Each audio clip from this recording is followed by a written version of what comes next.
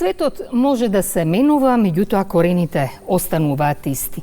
И можеби токму поради тоа во нив се крие најголемата сила на секој народ. Македонската фолклорна традиција, македонската култура, македонската народна литература не се само обични зборови. Тие се многу повеќе од тоа. Тие се вистинското живо ткиво на македонскиот идентитет или едно своевидно ехо од генерациите што биле, а кои што ги чувале или ги зачувале за нас идните генерации и мудроста и храброста, меѓутоа и сите културни вредности на македонецот каде и да е расеан по светов. Нашиот следен гостин не е само истражувач и не е само научник, не е само професор кој ги пренесува знаењето.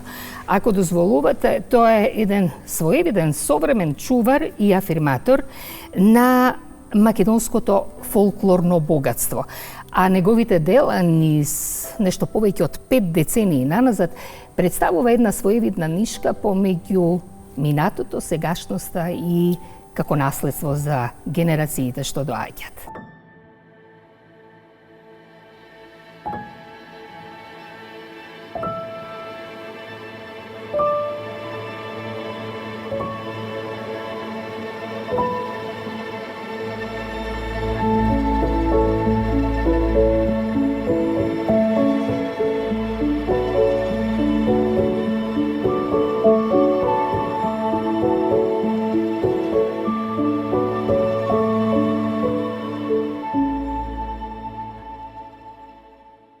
Професор доктор Марко Китевски денес со нас во ова издание на емисијата Неделен магазин и професор е на почетокот од разговорот. Честитки за новата книга.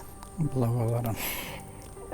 Вера и суеверие, на клетвата лек нема и мојот пат, 6-та поред книга од нешто повеќе од 75. И неколку. Како и да е.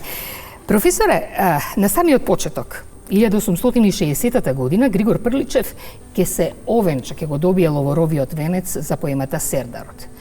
Во вашите записи на неколку места потенцирате дека Григор Прличев бил инспириран од маестралното дело и значењето на светиот, на Свети Климент Охридски, а така некако и вие ја насловувате, односно ја посветувате оваа книга. По повод 1110 години од упокојувањето на Свети Климент. На Свети Климент. 916 година, 2026. Оваа книга е 6-та од одбраните дела. Содржи 3 ракописи, значи 3 книги. Едната е Вера и суеверие за некои верски прашања и нешто поврзано со суеверието, некои појави. Потоа содржи студијата на клетва лек нема и на крајот една книга со библиографски записи и некои мои така животни судбини се токму тука ставени заедно со библиографијата, објавени дела, добиени награди, некои разговори во медиумите што ми се чинеше дека вреди да се објават во книга. Григор Прличев фасциниран од делото Григор Прличев на 25 март 1860 година во Атина ги победил славните грчки поети, како што вели тој прстом покажувани, бидејќи биле многу славни, секаде биле овенчувани, ценети, фалени, така натаму, но вели кога жири комисијата и председателот Рангавис, кога ги соопштувале резултатите од таа година, конкурсот за поема, за Прличев, вели, за мене немаше стол, како и за некои други. Столовите биле резервирани за угледните гости. Прличев стоел некаде назад. Председателот на жирито почнал од најслабите поеми, ги читал, ги образложувал и вели кога рече најпосле имаме една куса поема о Арматолос, вели, јас почувствував волнение, некое, возбуда. Човек да ме видеше, не ќе ме познаеше дека сум јас. Тој почна првен да фали, потоа ставаше забелешки, а кај мене се менуваше расположението и на крајот рече дека таа поема е бисер, каква што досега немало на конкурсите во изминатите 10 години.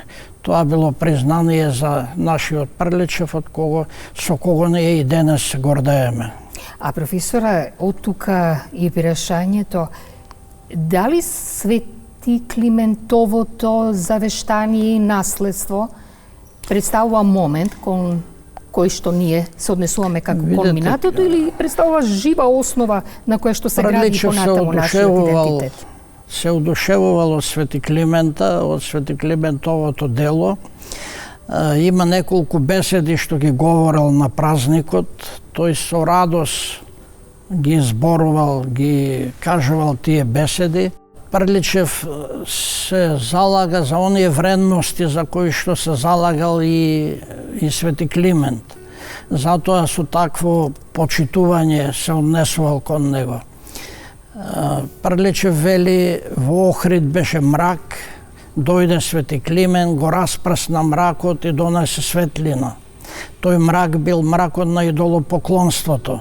Свети Климент и со верата, и со образованието направил не само во Охрид, туку и во цела Македонија да дојде светлината. 3500 ученици на Охридската книжевна школа го расшириле образованието низ цела Европа и до Русија таму и низ цел свет, така што Свети Климент е заслужен не само за нас македонците, но и за другите словенски народи и за цела Европа, но само кај нас, само во Македонија верувале дека Свети Климент е заштитник и на Охрид и на Македонија. Само македонците му палеле кандила и се молеле со златен Свети Клименте. Само македонците верувале дека тој ќе го заштити македонскиот народ и дека го заштитувал. Во многу преданија се вели кога ќе се надвиснела некоја опасност, било од војни, болести или други непогоди, се јавувал духот на Свети Климента и го заштитувал македонскиот народ. Затоа Климент е најмногу наш.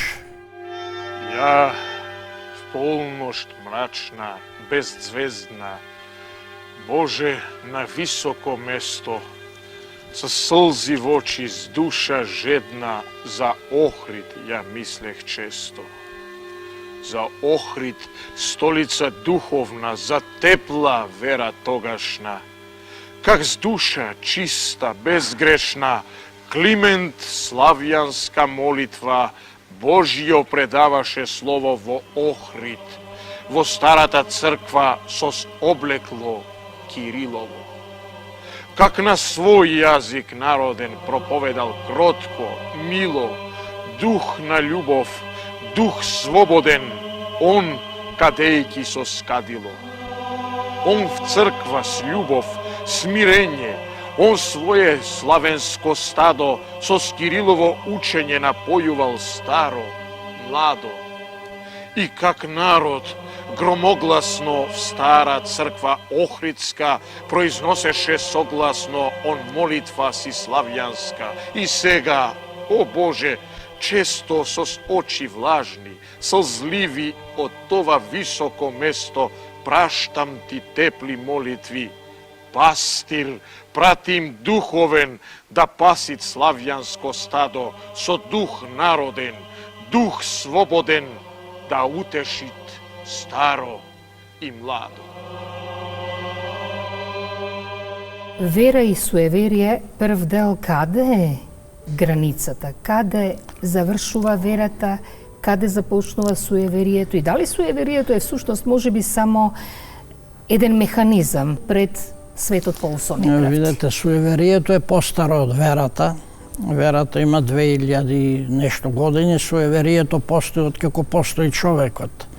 Во далечното минато човекот не можел да ги објасни многу природни појави. и громовите, и молниите, и сонцето, и месечината, и облаците, и ветарот и така натаму, и затоа си создавал своји представи. Тоа спаѓа во митологијата. Разни митолошки суштества, самоили, змејови, вампири и така натаму. Разни представи за природните појави и предметите. Сето тоа е постаро од христијанството. Црквата настојувала во текот на изминатите милениуми или да ги уништи, или да го уништи суеверието, или да го придобие, да му стави свој христијански белег. Така имаме многу христијанизирани обичаи, имаме многу нешто што исчезнало, бидејќи било суеверие, имало луѓе кои што се истакнале во борбата против суеверието, како што е Кирил Пејчиновиќ со книгата Огледало, да речеме, која што извршила силно влијание на времето. И така суеверието постои и денес. Денес и се рекламира преку медиумиве, преку разни фејсбуци и така натаму, разни бајачи, продавачи на мајли, на свети води и така натаму. Тоа постои до наше време, меѓутоа јас мислам дека само образованието и верата може да го искоренат суеверието, но тоа жилаво обстојува до наше време. Човек кога да има спомиња Бога и молит му се често. Тој имат оружје на дијавола. А ја гледам у едни луди људи не земаат такво оружје, току некаква ствар или хамајлија на капан, гуша или за отуроци, или за надвора се надеа на ништо што ги лаже еким за паре. Или ако ке бист и поп, ако ти речи да ти запишем хамајлија, да не го веруваш. Тој те лажет за пари. Едни гледам и од хоџи писмо узеле окајание. Тој ли ќе те чува? Тој не можеше ни својата челат да дочува, то кога ми дојде смртта, изумре. Едни гледам ставиле на глава на имање лук, едни зеле од волка зуб, други срцето, па го носат како свјатиња. И сиромаши. Што тоа неверствие во тебе? Што тоа многобожие во тебе? Што тоа безумие на старост? Бук да можел да чува човека, сваки во куќата по еден жив ќе ранеше да го чува. На клетвата лек нема. Да. Во некои записи знаете да кажете дека најголема, најтешка е клетвата упатена за предавниците на народот, за предавниците на каузата. Клетвата е припаѓа на суеверието генерално, меѓутоа се заснува на верување во магичната моќ на зборот. Се верува, значи, дека со клетва, со зборот може да се постигне одредена цел. Целта на клетвата е да се наштети некому, како што со благословот е да се создаде поволна некоја ситуација. Тука во таа студија јас ги обработувам клетвите во македонското народно творештво, во песните, во приказните, во некои други форми на народното творештво, како кратки жанри и така натаму, и местото на клетвата во нашиот народ, меѓу нашиот народ, значи како ја доживувал и како ја доживува клетвата. И покрај тоа што е негативна појава во основа, сепак вршела позитивна функција со тоа што луѓето се плашеле од клетвата. Луѓето се плашеле од клетва и затоа избегнувале да прават лоши дела. Имаме доста примери такви, каде што во таа функција е клетвата. Да речеме, на многу книги, ракописи во манастирите има запишано тој што ќе украде книгата да биде проколнат од 318 свети отци никејски. Имаме податок, да речеме, дека во Самарџискиот устав на самарџискиот Еснав од Куманово во 1870 година. На крајот е запишано кој не се придружува на овај устав да биде проклет, да биде проколнат. И така луѓето, плашејќи се од клетвата, се воздржувале од правење на лоши дела. Инаку познато е дека во минатото на Балканот имало полно грамади камења и тие биле остаток од едно време кога се практикувала клетвата како еден позначаен чин, кога ќе се случила некоја несреќа, некој, да речеме, пожар или убиство, и ако не се знаел причинителот, тогаш свештеникот или кметот ги свикувал селаните и им поставувал рок од неколку дена. Ако не се пријават, ќе фрлат клетва. Ако не се пријавил сторителот на делото, земале сите по еден камен, свештеникот проколнувал и фрлале камен, тоа било обично на раскрсница некаде, и после преданието вели тие што минувале тука, не само што не ги растурале, тука секој фрлал камен и проколнувал. Плашејќи се од клетвата која што стигнува до 9-то колено, како што верува нашиот народ, луѓето, колку можеле се воздржувале од тоа. Но сепак останала клетвата до денешен ден да се верува дека таа се исполнува. Зборуваме за ова, би рекла, најдраматична форма во она што значи традиција на нашиот народ, обичаи и верување. Дали всушност народната култура, професоре, представува историја сама за себе? Онаму каде што вистинската историја може би ги заборавала народната култура и настаните, и луѓето, и имињата. Народната култура представува слика на народот. Значи, народот, сето она што било позначајно у неговиот живот во минатото, го преточил во таа народна култура. Тука спаѓаат и народните песни, и народните приказни, и обичаите, и верувањата, и тие митолошки појави и така натаму. Сето она што било важно, народот знаел да го овековечи, да му направи споменик на свој начин.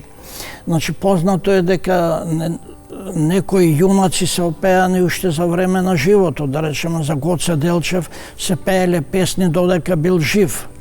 И така, уште додека историчарите не го вреднувале неговото дело, народот му подигнал споменик токму во народната песна.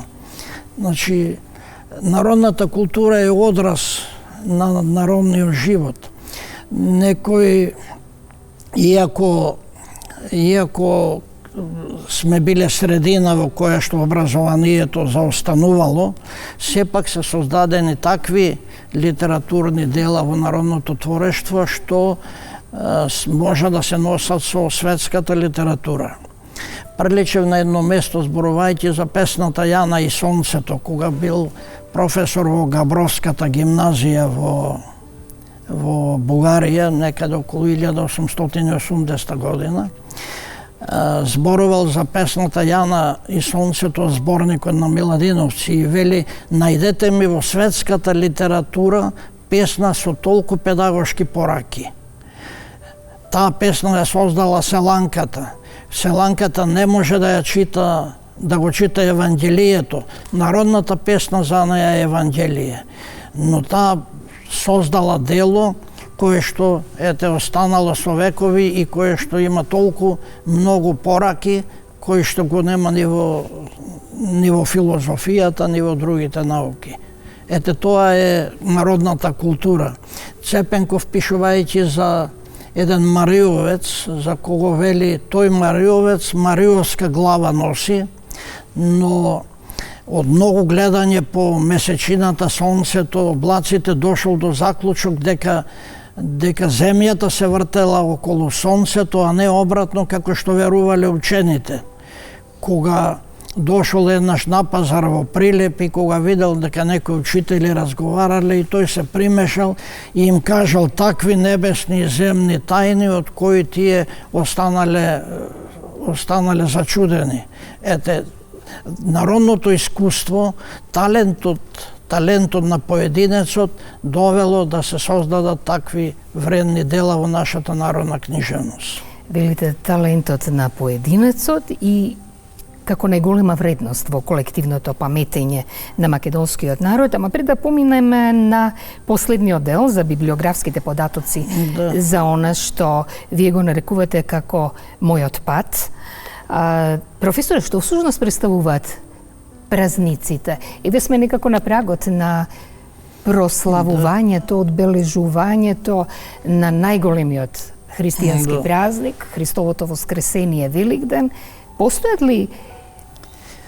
ли различности? Постои ли нешто кое што ги карактеризира обичаите, верувањата, традицијата на прославување и одбележување на овој голем христијански празник во одделни различни делови од Македонија?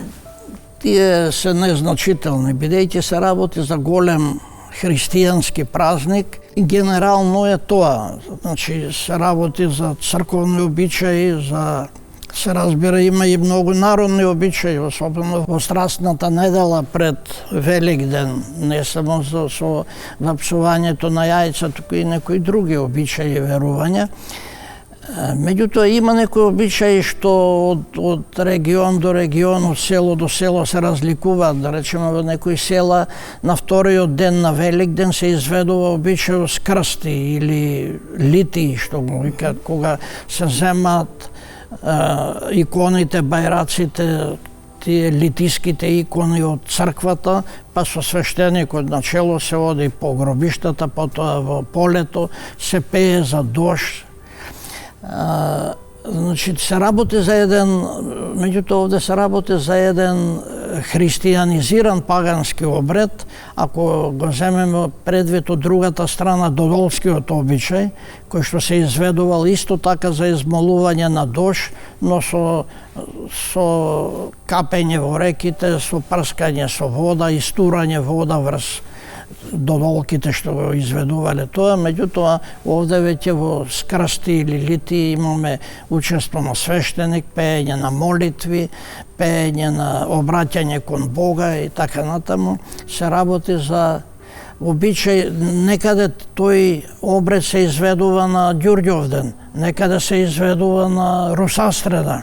Значи, во различни села на различни датуми, меѓутоа суштината е иста и Великден секаде е најголем христијански празник, затоа што е суштината на верата. Ако Христос не воскреснеше, се вели, немаше да имаме ни вера. Така што Великден е и најстар и најголем христијански празник.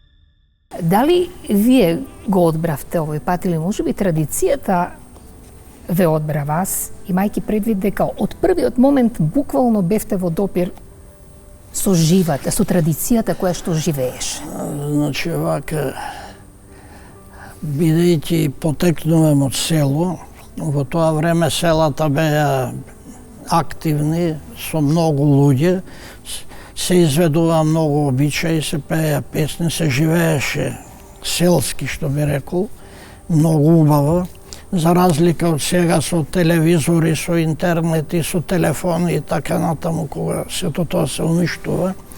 Но во детството сум ги гледал, сум ги слушал, сум ги изведувал тие обичаи, сум бил дел од народната култура во сите сфери, така што тоа веројатно влијаело да се определам и за истражување на фолклорот и не ми е жал поради за тоа. Некаде како студент почнав со запишување на народни умотворби, народни песни, приказни и други форми на народната култура. Подоцна и професионално се определив за работа на фолклорот и така настанаа тие мои дела. Колку се, толку се. Фала му на Господа.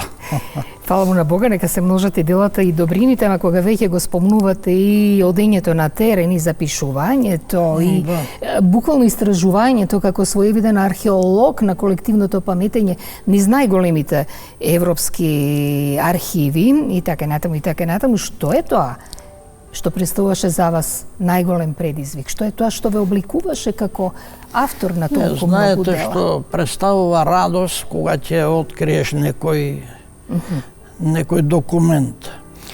Другиве дејности, историчарите, другите на друго се радуваат. Ја се радувам на народните приказни, на народните песни. Да речеме, во Софија ги најдов необјавените збирки на Чешмеджиев, што подоцна ги објавив. Потоа на Серафим Бојанов необјавена збирка со ноти, нотирана од Македонија, македонски песни. Најдов и други ракописи, други песни, приказни. На теренот откривав многу интересни народни умотворби, многу интересни верувања. И сето тоа ми причинуваше задоволство. Таму во книгата ќе видите една слика во Новосело Охридско со еден човек што разговараше со змиите.